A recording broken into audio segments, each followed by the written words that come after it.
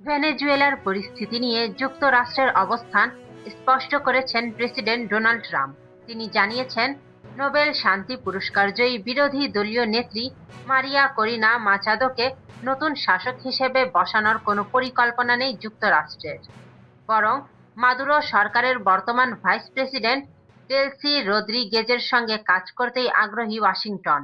মার্কিন বাহিনীর অভিযানে প্রেসিডেন্ট নিকোলাস মাদুরো বন্দী হওয়ার পর শনিবার ৩ জানুয়ারি এক সংবাদ সম্মেলনে ট্রাম্প বলেন, মাচাদো ভালো মানুষ হলেও ভেনেজুয়েলার ভেতরে তার পর্যাপ্ত সমর্থন নেই, ফলে তার নেতৃত্ব দেওয়া কঠিন হবে।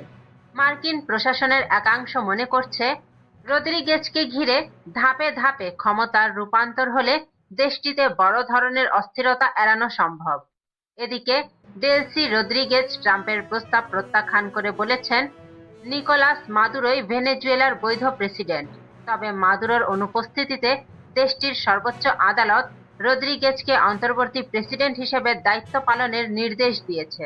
ভেনেজুয়েলা সরকার এই পরিস্থিতিকে দেশের সার্বভৌমত্বের ওপর গুরুতর আঘাত হিসেবে দেখছে।